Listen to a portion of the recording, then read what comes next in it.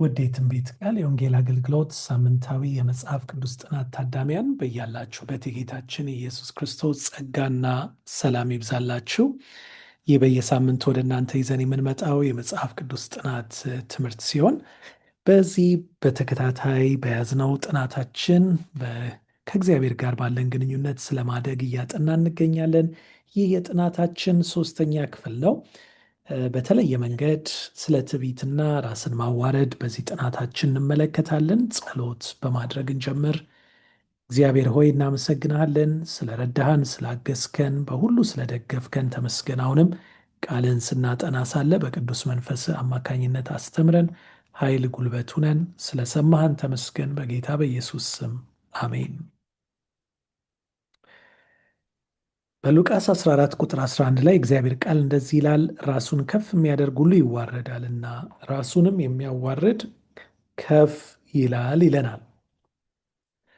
ከእኔ ማንነት ትልቅ ዋጋ ያለው ምንድን ነው የሚለውን ጥያቄ ሁላችን ልንመልስ ይገባል። ይህ ለመመለስ ደግሞ የሚከብድ ጥያቄ ነው።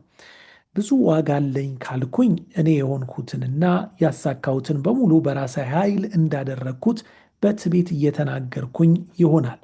ነገር ግን ዋጋዬ ብዙ እንደሆነ የማስበው የእግዚአብሔር ልጅ በሆኔ ነውንስ ብለን ደግሞ መጠየቅ አለብን። ምንግንም ዋጋ የለኝም ካልኩኝ ደግሞ የሆንኩትንና የኔ ነው የምለው ሁሉ ከእግዚአብሔር መቀበሌን ራሴን ዝቅ በማድረግ እውቅና እሰጣለሁ ማለት ነው። ነገር ግን ምንም ዋጋ የለኝም ስል ከራስ መተማመን የተነሳ ማነስ የተነሳ ይሆን የሚልም ጥያቄ ይፈጥራል። እንግዲህ እነዚህን ነው በዚህ ጥናታችን ለማየት የምንሞክረው። የትዕቢትን ምሳሌዎች ከቃሉ እናያለን። ትልቁ ቀንደኛው አውራው የትዕቢት ምሳሌ ሉሲፈር እናያለን። በመቀጠል ደግሞ የኢየሱስን ደቀ መዛሙርት እንዴት የዚህ ችግር ሰለባ እንደነበሩ እናያለን። እንደገና ራስን የማዋረድ ምሳሌዎችን ደግሞ ስንጠቅስ ቀራጩን ሰው እናያለን። ከዚያ ደግሞ ሙሴን እንመለከትና በመጨረሻ ኢየሱስ ክርስቶስ ራሱን ትክክለኛውን ምሳሌያችንን በማየት ጥናታችንን እንቋጫለን። እንግዲህ ከትዕቢት ምሳሌዎችን ጀምር። ትዕቢት ምን እንደሆነ ለማስተዋል ይረዳናል። ሉሲፈር በዓለም ያለው ሁሉ እርሱም የሥጋ ምኞትና የዓይን አምሮት፣ ስለ ገንዘብ መመካት ከዓለም ስለሆነ እንጂ ከአባት ስላልሆነ ብሎ ይናገራል በአንደኛ ዮሐንስ ምዕራፍ 2 ቁጥር 16። ስለ ትዕቢት ከተናገርን ይህ ሐሳብ በመጀመሪያ የመነጨው ወይም ያመነጨው አካል እርሱም ስለ ሉሲፈር ሳናነሳ ማለፍ አንችልም። በነበረው ስልጣን በቃኝ የማይል ስልጣን የማይጠግብ የበለጠ ከፍታን የመመኘት ፍላጎት ከዛ የተነሳ የፈጠረውን ችግር እናያለን። በጊዜ ሂደት ከፍ ለማለት እጅግ ከመፈለጉ የተነሳ የእግዚአብሔርን ዙፋን እንኳን ለመያዝ ሲፈልግ እናየዋለን። በኢሳይያስ 14 ምዕራፍ 12 እስከ 14 ላይ ዙፋኔን ከእግዚአብሔር ዙፋን በላይ ከፍ አደርጋለሁ ብሎ እንደተመኘ እናያለን። የሚያስደስተንን ማንኛውንም ነገር የማድረግ የምንፈልገውን ማንኛውንም ነገር የማግኘትና ሀብት ወይም ዝናን የሚያስፈልገኝን ማንኛውንም ስልጣን የማግኘት ውስጣዊ ምኞት በውስጣችን እንዳለ እናያለን። ይህ ሁሉ ዓለም በፊታችን የሚያቀርብልን እንደሆነ ደግሞ በአንደኛ ዮሐንስ 2:16 እናያለን። በዓለም ያለው ምንድን ነው ይላል? የሥጋ ምኞት፣ የዓይን አምሮት፣ ስለ ገንዘብ፣ ስለ ሀብት መመካት ነው ይለናል። ነገር ግን ምኞት ሁሉ ትዕቢት ነው ማለት አይደለም። አንድ ሰው ከስኬት ወይም ከግል ፍላጎት የሚያገኘውን እርካታ ሁሉ አላስፈላጊ ትዕቢት ነው ሊለውም አይገባም። ነገር ግን ልናስታውሰው የሚገባን አስፈላጊ ጉዳይ ንብረታችን፣ ችሎታችን እና ስኬቶቻችን የእኛን ዋጋ የማይለኩ መሆናቸውን ነው። ትዕቢት የሚፈጠረው እግዚአብሔር በሕይወታችን ስለሚያደርግልን ነገር ለእርሱ ክብርን ሳንሰጥ ስንቀር ነው። ይሄ ነው የሉሲፈር ችግሩ የነበረው። የጌታችን ኢየሱስ ክርስቶስ ደቀ መዛሙርትን ስናይ በመካከላቸው አንድ ክርክር እንደነበር ሉቃስ 22:24 ላይ እናነባለን። ደግሞም ማናቸውም ታላቅ ሆኖ እንዲቆጠር ማን ነው ከኛ መካከል ትልቅ የሚል ክርክር በመካከላቸው ሆነ ይለናል። ደቀ መዛሙርቱ ከኢየሱስ ጋር ከ3 ዓመት በላይ አሳልፈው ነበር። የፋሲካን ራት በበሉበት ምሽት እግሮቻቸውን ዝቅ ብሎ እያጠበና ስለ ሁሉ ስለሚፈሰው ደሙ እየነገራቸው እንኳን እነርሱ ግን ንግግራቸው ከዚያ ፍጹም የራቀ ነበር። ማናቸው ታላቅ እንደሆኑ ይከራከሩ እንደነበር ይሄው ሉቃስ 22:24 ያስነብበናል። ከፍተኛው ቦታ ለእነርሱ እንደሚገባቸው እያንዳንዳቸው በትዕቢት ራሳቸውን አሳምነው ነበር። የስሜቶቻቸውን ዝቅጠት አልተረዱም። በትዕቢታቸው ምክንያት እግዚአብሔርን ከልባቸው እየገፉት ነበር። ኢየሱስ ነጥቡን በቀጥታ ሲያስቀምጠው እኔ ግን በመካከላችሁ እንደሚያገለግል ነኝ ብሎ ተናገራቸው። በሌላ አነጋገር እንደ ጌታችሁ ታላቅ ለመሆን ከፈለጋችሁ ሌሎችን አገልግሉ ብሎ አስተማራቸው። እንግዲህ ትዕቢታችን ሌሎች ሊያገለግሉን እንደሚገባና ከሌሎች እንደምንሻል ቢነግረንም በእግዚአብሔር ጸጋ ትሑት ልብ ያላቸው አገልጋዮች ልንሆን ያስፈልገናል። አዎ እኛ በትዕቢት በተወጠረ ማንነት ከእግዚአብሔር የተቀበልነውን ያንን እውቅና ባለመስጠት እንደገና ደግሞ ሌሎችን ለማገልገል ዝቅ ከማለት ይልቅ ሁሌ ለመገልገል መፈለግን ውስጣችን እንዳይኖር በጥንቃቄ ራሳችንን ልንፈትሽ ይገባል። እንግዲህ ራስን የማዋረድ ምሳሌዎችን ደግሞ ስንመለከት በቅድሚያ ያንን ቀራጩን ሰው እናገኛለን። ቀራጩ ሰው ግን ይላል በሩቅ ቆሞ ዓይኖቹን ወደ ሰማይ ሲያነሳ እንኳን አልወደደም፣ ነገር ግን አምላክ ሆይ እኔን ኃጢአተኛውን ማረኝ እያለ ደረቱን ይደቃ ነበር። ታሪኩ እንደምናውቀው አንድ ፈሪሳዊ ስለ መልካም ስራውና ሰማይ ለእርሱ ሊከፍለው ስለሚገባው ክፍያ ለእግዚአብሔር ሲናገር በጸሎቱ እናያለን። ኢየሱስ ግን ይህን ሰው ወደ ራሱ እየጸለየ እንጂ ወደ እግዚአብሔር አይደለም ሲል ኮንኖታል። ይህ የትዕቢት ትክክለኛ ምሳሌ ነው።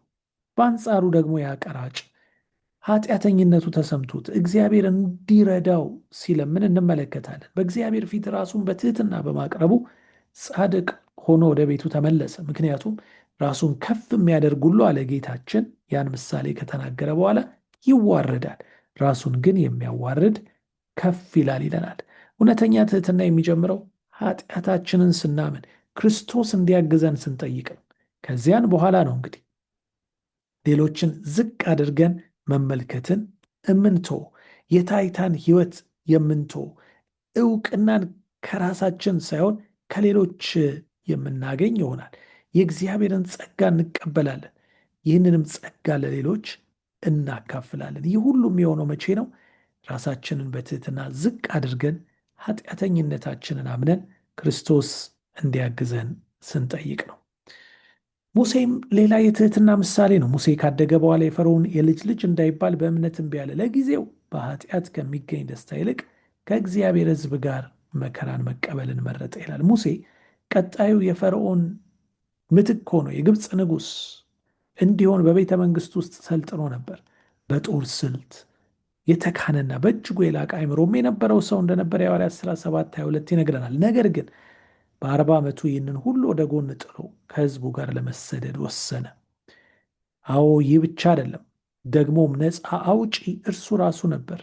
በበረታው ክንድ ወንድሞቹን ነፃ እንደሚያወጣ አስቦ ነበር። ትልቁ ስህተት ያም ነበር። እንዲህ አይነቱን ትዕቢት ተሞልቶ እግዚአብሔር ሊጠቀምበት አይችልም ነበር። ነገር ግን ይህ ሰው ትሑት ሊሆን የቻለው ሌላ 40 ዓመታትን ከእግዚአብሔር ጋር ኅብረት እያደረገ ከቆየ በኋላ ነበር። ዘኍልቍ 12 ቁጥር 3 እንደ ሙሴ አይነት ትሑት ሰው አልነበረም ይለናል።